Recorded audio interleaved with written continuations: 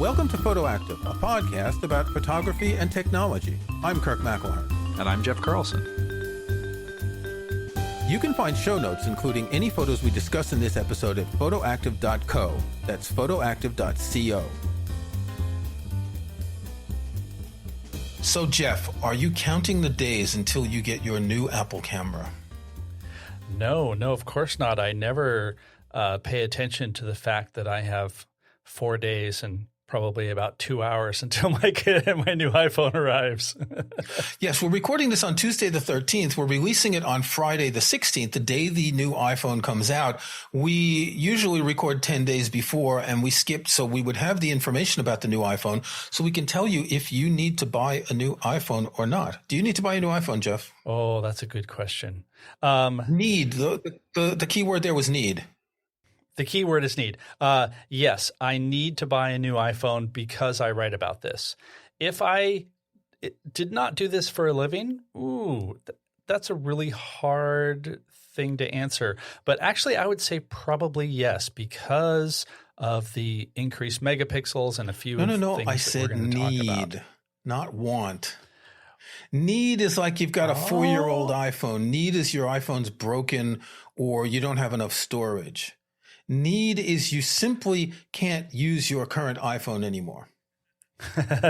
Okay, then no, not even Exactly. remotely, because I'm on the iPhone upgrade program that I get. Okay. Year. See, I did that for 1 year and it was too much of a hassle because you get to do it by mail, right? Yes. I'd have to go into a store and it's just not worth the hassle. Yeah. And anyway, I hand my old iPhone down to my partner, so she has a more recent one. So yes, we have both ordered iPhone 14 Pros. You've ordered the normal one. I've ordered the clown shoe size one. Oh, the Max. Yes. Now I had a couple of Maxes. I had the 8 Plus, I had the XS Max, and then I went back down to the 11 and then the 13. But basically, my eyes are such that I can't read a lot of stuff on the normal size iPhone without my reading glasses. And with the Max, I can avoid using my reading glasses when I'm just sitting around. So, yeah, no, that's definitely a consideration. I still don't like the physical size of it. I just prefer the smaller size. But what's nice is that this is a year where the camera systems are the same on both. So that's a nice change. I hate the years. And it's funny that it sort of comes up like every other year. The Max will have some better feature because there's more room for, say, an improved stability. Yeah, I kind of think they're not going to do that anymore because it just fragments the product line. And what I've been seeing recently is some suggestions that the iPhone normal and the iPhone Pro product lines are going to separate even more. So because last year there was no large size iPhone 13, there was a normal and the mini. Right. If they're going to keep a normal and a large on the two product lines, then they'll have to differentiate somehow other than surgical grade stainless steel so you can use your iPhone 14 to operate on someone. It happens every week. It's an amazing thing. I'm so glad I have my surgical steel. So I want to say that the 48 megapixel main camera is a game changer for the iPhone. Is it a game changer so that somebody who has a 12 or a 13 Pro now needs it? Going back to your need want. Well, it depends on how much they use their iPhone for photography. See, I don't use mine a lot, but now I'm thinking if I have a 48 megapixel iPhone, I can use this a lot more for photography. When I go out with my Leica Q2 monochrome, I've got a color camera in my pocket with the same resolution, and obviously the lens quality is not the same, but I'll be able to get the same level of detail with that little pocket computer. Yes. Now, I'm just going to tell our listeners that there are a bunch of giant asterisks that are floating in the air for everything that we just said. And we'll get into that because it's sort of not really a 48 megapixel camera, but it is, but you may not get it that way. And it is if you know how to take 48 megapixel photos. Well, yes and no. And this is also one of the things that we just don't know yet, because as we're recording this, we haven't had our hands on it yet. And so we just don't know, for example, what the quality of that 48 megapixel image is going to be, because we've talked for almost the entire duration of this podcast over the last few years about how it would be nice to have more megapixels, because the iPhone has been stuck at 12 megapixels for gosh, I don't know, a decade, since maybe the iPhone 3 or 4. It was the iPhone 6S that went up to 12 megapixels. Oh, okay. Yeah. And so especially in photography where megapixels are such an advertised commodity, having more megapixels in an iPhone is seemingly going to be a really, really good thing. What we don't know is just by having more megapixels doesn't necessarily mean you get a better image. And that's what Apple says it out. allows for an unprecedented level of detail. Oh, I'm sorry. Let me go back and edit all of that, because Apple says it's going to look great. So yeah. So they're saying it can shoot ProRAW at 48 megapixels. We don't know if it can shoot RAW. In other words, with a camera app that shoots RAW. We don't know that yet. I would guess that probably is the case. And so let's take a quick step back for people who don't follow Apple events the way we do. Yes. Religiously taking notes about everything. So in the iPhone 14 Pro, not the iPhone 14, the sensor for the main camera, the wide camera, the 1X camera, can output 48 megapixels. Now, that sounds super impressive, and we've talked about resolution in the past and how having more megapixels is great just for the ability to, say, crop in and not lose a whole lot of detail. Fantastic. The problem is we're talking about smartphones, and so even with a slightly larger sensor, which is what this is, we're still talking about a very tiny, tiny thing that's the size of your thumbnail. And so just getting enough light onto each of those little photo sites for the 48 megapixels, that's a tall order. And so my fear is that, yes, you're going to be able to shoot 48 megapixel raw images, Apple Pro RAW images, but it doesn't necessarily mean that 48 megapixel image is going to be any better than, say, a 12 megapixel shot by just the regular camera mode. So the information I'm seeing is that the iPhone 14 wide camera, so that's the main camera, it has a sensor that's about 21% bigger than the previous one. The sensor is said to be 1/1.3 inches in width, and I just bang my head every time I try and figure out what they mean when they say this. There was an article in DP Review a few months ago saying they're all going to call it like this. I just want to know how many inches it is. Right? Mm-hmm. Either give me the horizontal vertical or give me the diagonal or something. But they say it's 21% larger. Now, for 4 times as many pixels, that means the pixels are 3/4 of 21%, whatever smaller. Whatever smaller. Hey, we're writers. We're not math people. Exactly. But no, the point is true. On my Q2 monochrome, the sensor is a 24 by 36 millimeter, 35 millimeter full frame size, and you could fit probably 12 of those iPhone sensors on. No, let's say 6 or 8. Yeah. So are the photo sites good enough to get the same level of detail? I doubt it, but they're better than what we had before if it's a little bit bigger, but it might not be better. But the 12 megapixel photos could be better. But see, there's a lot of buts here. There's a lot of buts here. And so another thing that we need to point out as sort of ground information here is that if you buy the iPhone 14 Pro and you're thinking, I'm going to shoot these massive 48 pixel images, this is going to be great, and you're just using the regular camera modes, you're going to end up with a 12 megapixel image, because what it's doing is a process called pixel binning. And so even though you have 48 megapixels on the sensor, it's taking groups of 4 and treating those as 1 pixel. Well, it's not actually treating them as 1. I think it's taking the average of the 4 pixels to create that pixel. So it's not like the 4 pixels get the same amount of light necessarily. I actually found an article that I'll link that explains what pixel binning is and how it works. And so essentially it's treating 4 pixels as 1 pixel. And that's why you end up with a smaller resolution. Now, the advantage to this is you're getting 4 pixels worth of light gathering ability to increase the amount of light that gets recorded. And what I don't know, and I've not been able to find this online, is what would be better? Would it be better to have this pixel binning where you have 4 pixels gathering light that represents 1 pixel in your final image? Or what if Apple just had a larger sensor that was still 12 megapixels with larger photo sites?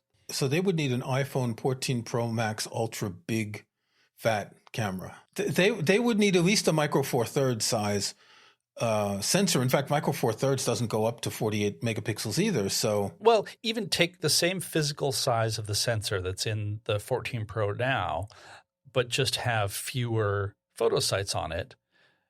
I suspect you'd probably get slightly better image quality because you just have larger photo sites gathering light.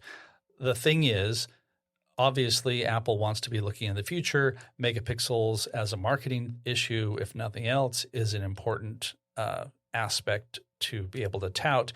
And because this is Apple, I'm sure that by having much more data coming and being stored by that 48 megapixels, they can do a lot more with it, with all the computational photography stuff in the pipeline. My guess is that if you're able to shoot a 48 megapixel raw image, just a straight raw, not processed the way ProRAW is processed, that image quality will probably be a little gnarly, probably noisy, and in need of some help. I'm not so sure it's noisy, but what we need to understand is if you look at the normal Bayer filter array, you have red, blue, green pixels, right? And here you're going to have 4 times as many pixels. You're going to have 4 red, 4 blue, 4 green. And so that means your 48 megapixels will have pixels that are repeating the same colors or close to the same colors, whereas it's very possible that it won't be able to shoot pure RAW that can be translated by another app. Though I'm sure that Raw Power is going to be able to do it because our friend Nick Bott, he's really good at that stuff. So I think early on, we're not going to be able to use these photos. Just like with Pro Raw, so many apps didn't work with them or didn't know how to work with them. And we got all these reviews of saying, here's how it looks in Pro Raw. And they didn't understand that it wasn't working. So the iPhone 14 Pro will use Pro Raw, and I think that's where it's going to make the 48 megapixels interpolating from the different things and copying and averaging out and 18 trillion operations per second and all that. Yeah. I think part of this is Apple can now finally get into the megapixel race, which I believe is mostly marketing. Samsung, they put out some ads this week that were touting the fact that one of their cameras has a 108 megapixel camera, which sounds super impressive, except I believe that you will never get 108 megapixel resolution. It's just the way they do the pixel binning, but it just has that many photo sites. But we're talking about Apple here. Apple always plays the long game. And so I think this gives them a foundation for having more megapixels, for having more data that they can work with and run through their pipeline, and will eventually, or maybe immediately, but the idea is you'll get better images because they have more to work with, and then next year's model could do even more, and maybe the next year. Of course, because next year, this year's model is going to be crap, and we're going to have to buy the iPhone 15 because it's even better. I can't even believe every year. I can't even believe that I'm going to spend this whole week using this garbage iPhone 13 Pro. I know. I just want to throw mine away. If I wasn't handing it down to my partner, I'd throw it away. It's worthless now. But then I would have no phone until Friday. So let's talk about some of the other changes. Because of the 48 megapixel sensor, they're able to have a 2x zoom. So on the iPhone 14 Pro normally, or 13 Pro, you have the 1x, which is the main camera, the 0.5x, which is the ultra wide, the 3x, which is the zoom. You can always slide your finger on the thing to get to 2x, but that's a digital zoom. Now, when you go to 2x, it's an optical zoom where it's using half of the 48 megapixel sensor to create a 12 megapixel photo from 24 megapixels with a proper optical zoom. Wow. That was a really good summary. Okay. It's confusing, but if you think about it, but clever. If you think about it, so again, not to mention that I have a Leica Q2 monochrome, but on my Leica Q2 monochrome, you have what they call they're digital crop modes. So you can press a button. It's a 28 millimeter lens. You can press a button to view it with a 35 millimeter crop, a 50 millimeter crop, and a 70 millimeter crop.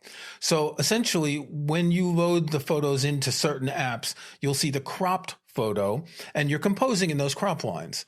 So the idea of using part of a sensor instead of a whole sensor is an excellent idea. On the Leica, you have all that data outside the crop lines, and you can use it if you want, but the crop lines give you a way of visualizing what you want to shoot instead of shooting and then cropping later. Yeah. And, the key here is we're talking about optical zoom.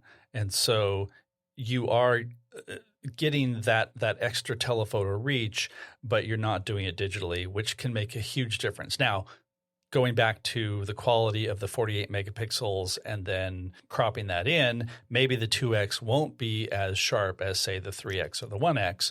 We'll just have to see. But I suspect the way Apple does things, they would not have made this a thing if they didn't think that it was good enough to become like an official optical zoom button, right? They also would not have made the studio display with the camera so bad.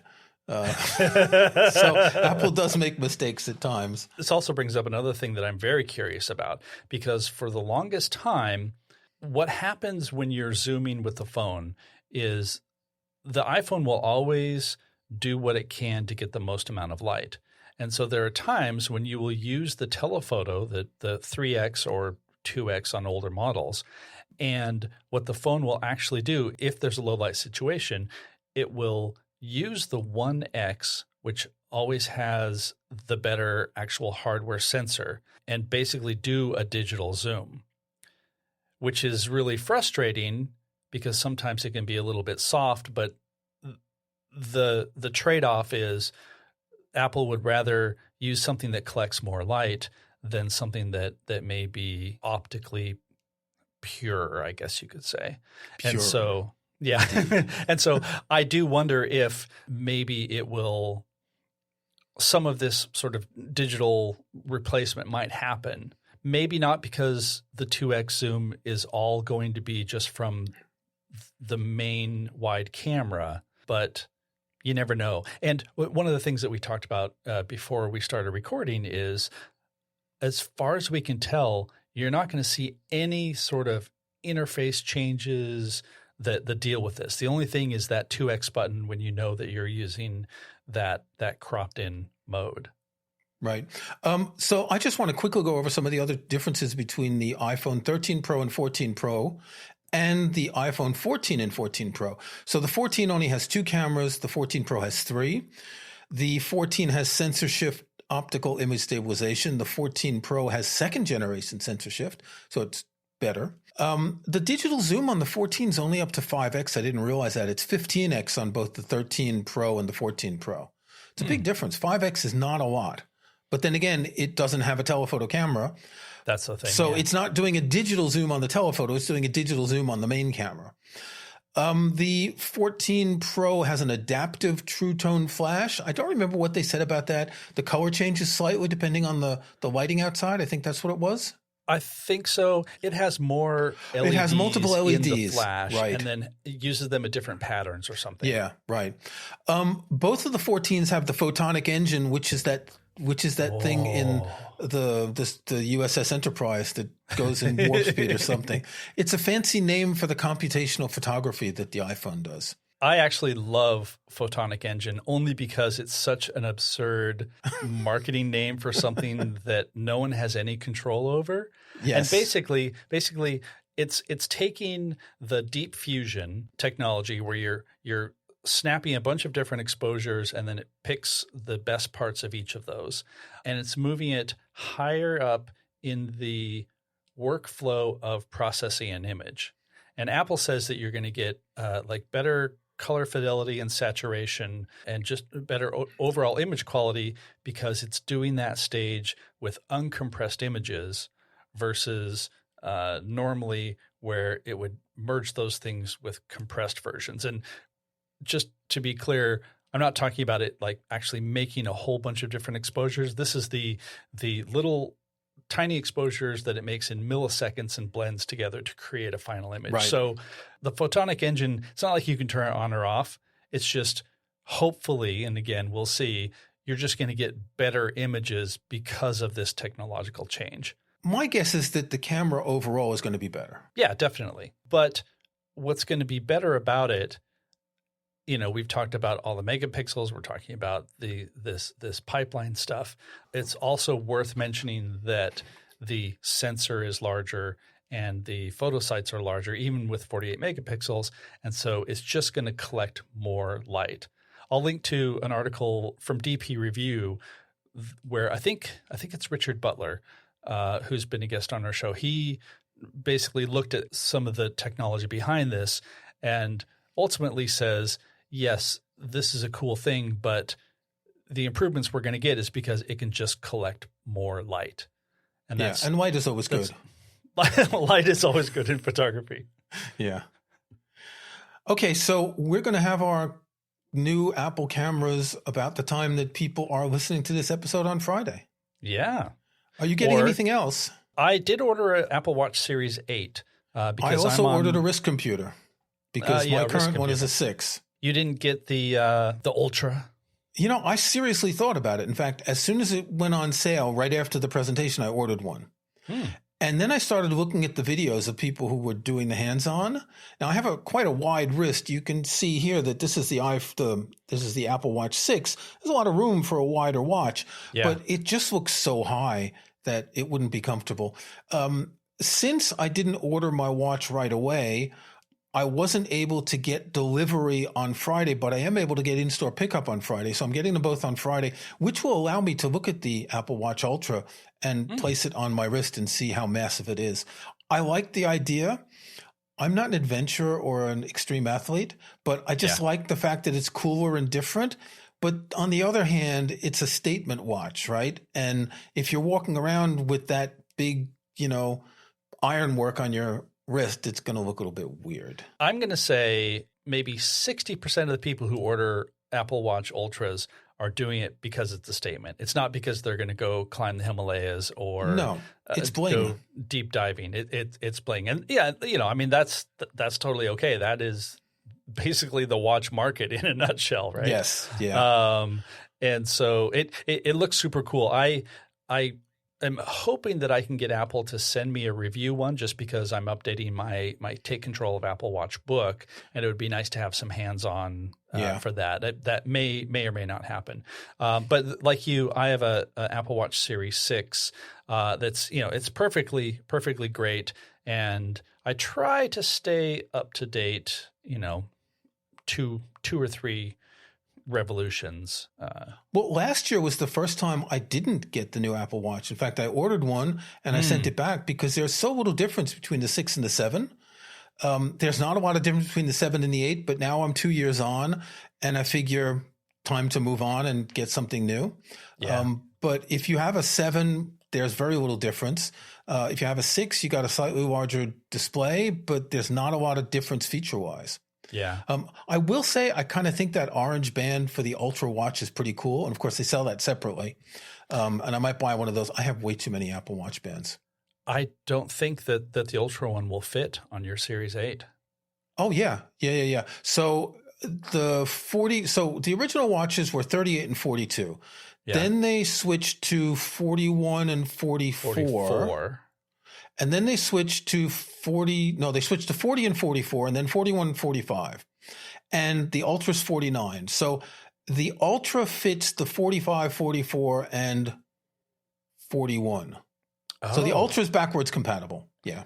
Oh. And the band even comes in 3 sizes. Separate. I'm looking right now. It says compatibility, for the Ultra, they say they're also compatible with 44 and 45, but I've seen elsewhere that it's compatible with the 42, which was the first larger size. So, yes, It will fit. And there are 3 sizes, small, medium, and large. What I don't understand is they didn't make an Ultra watch in a smaller size for women. And some of the photos I saw were women with small wrists, and this thing looked like a steampunk thing. I would bet that is entirely because the stuff that they had to pack in there to do all of the features that it can do just could not fit in a smaller container. Particularly the battery. Yeah, the battery. And also, I don't know what's required to seal it so that it can go down to, I think, 40 meters underwater. Like, I think that also plays a part. I will say it doesn't look as much like a tool as like a Casio G-Shock. Yeah. It's sleeker. I like the idea of the bigger buttons, bigger display, brighter display. I think it's nice, but I'll see it in person. There's one more thing that I want to cover only because I know that some people will be looking at this. Going back to the phones and the cameras, because this is a camera podcast, I wanted to talk about aperture really quick. Because because there's a difference because the aperture here is a little bit bigger and that one's a little bit smaller, and it's like you don't have a choice. You buy the iPhone or not. It's not like you're choosing between a 1.4 and a 2.8 lens. You don't have a choice. It's either you get it or you don't. That's pretty much just where I was going. The short version is the iPhone 14 Pro, if you look at the comparison page, and we'll put a link to this in the show notes, the apertures for the main and the ultra-wide cameras are smaller than the apertures for the iPhone 13 Pro. And actually, the main aperture on the iPhone 14 is a little bit better than the iPhone 14 Pro. And as photographers, you might look at that and think, oh, well, the iPhone 14 Pro, it's not going to let in enough light. And so what's going on here? Maybe I'm downgrading my cameras. And the answer to that is no, because the sensors are larger. These apertures just have to do with the fact that they're all fixed apertures because it's a phone, and the distance between the lens and the sensor. And as you just pointed out, it doesn't matter because that's just what you get. Get over it. You can't geek out about things like that with a smartphone. It's not like, ooh, this 1.4 lens is so much better than the 2.0. It's like, dude, seriously. But people will geek out about it. But I know people will. There'll be complaints about it. There'll be, DP review forum threads with thousands of posts of people, pixel peeping photos, doing test pattern photos to see which is better anyway. Yep. So do you have a snapshot? I do have a snapshot. Actually, this is an article that I saw this morning, and I found it at Petapixel. And there is a developer who came up with a little interesting hack. He created some AI software that, as it says here, it searches public camera feeds against Instagram posts to find the moment that a photo was taken. And so looking at all of the metadata and timestamps and location data, basically he has this little video of, you'll see an Instagram post and you've got somebody, they're posing, they're doing their thing, and then it's split with a security camera. There are a whole bunch of just open access, either security cameras or webcams, et cetera, of the same moment. And it's like a little bit creepy because you feel like you're spying on people, but it's also an interesting look at how this sort of metadata can be used to, find somebody. And also apparently one of the things that he mentions is when you see these Instagram influencers, and, they're all people who are posing, trying to get this right shot with some cool background behind them, like how often they are posing to try to get the nice shot. It's not just like, oh, here I was and I'm just going to, kiss my fiance. It's like, oh, well, actually it took 30 different attempts for this to work. And they've got assistants with reflectors and diffusers and I don't see any of those, but you definitely have, other people making this happen. So it's also kind of punctures the lie that, oh gosh, I just happened to wake up and look so fabulous, and I went and I got myself a little avocado toast and just happened upon this fantastic scene. It's like, oh, come on. Yeah. Anyway, link in the show notes. I thought it was an interesting use of technology, and just kind of, I don't know, maybe I just like poking holes into the reality of influencers. Yeah. Yeah. What do you have this week? Well, I've got a proper photo thing this week, and no, really, actual photo thing. I've been doing some thinking recently about two things. One is it's 1 year since I got my midlife crisis camera, and right. I've been trying to figure out how to get more consistency in my images, in my edits, to have a more homogeneous style in edits. Right. And the second thing I've been thinking about is when we see black and white photos throughout the 20th century, there is a type of black and white photo that we see more often than others. Right. There is a film stock that is so widely used that it's the dominant film stock for a long time. It's Kodak Tri-X-Pan. And so if we see black and white photos that look different, they look different to our subconscious. We don't notice it. Now, there are people who used Ilford, which made wonderful films. They used Fujifilm, and I think Agfa made some black and white film. But Tri-X-Pan is like the iconic, contrasty black and white film. So I set out to find a style for Capture One that emulates Tri-X-Pan. Now, I didn't want to spend $100 on a package of 800 styles and this and that. And I found one Tri-X-Pan style that comes in a number of varieties. There is a 35 millimeter scan, a 120 scan. There is an extra grain. There is a digital version with no grain. And they're all at 25, 50, 75, and 100%. So the way we'll link to the episode about styles and presets in the show notes. You hover over the list of styles, you see it in Capture One, same thing in Lightroom. And I'd like you to go into the folder now and look. I put 4 photos in there. I'd like you to look at the first two, the feet photos, and select them both and do a quick look so you can go from one to the other. So I took 2 photos that I had previously edited, both from the feet photo was from a Fujifilm camera, and the second one we'll talk about is from the Leica. So this has styles for Tri-X 400 Classic, Tri-X 400 Neutral, then Tri-X 400 pushed to 800, 1600, 3200, and pulled to 200. Do you know what pushing and pulling is in film? I used to know. But okay, so if remember. You want to push a 400 Tri-X to 800, you set the ASA or ISO on your camera to 800. You shoot as if it's an 800. You tell the processor you shot at 800, and they process it. It's like higher ISO, right? Okay. But you get more grain and contrast, which is an interesting look, but you have that, that detrimental thing. You can pull by shooting 400 to 200, which gives you a different look. So you have 6 options for each of these different things. So I chose the basic one, the digital one. Now, if you look at the 2 of the feet, this is a photo. One of my partner's granddaughters was here one day. She was sitting in this chair and she fell back. And I said, don't move. And I ran in to get my camera because this was a perfect shot.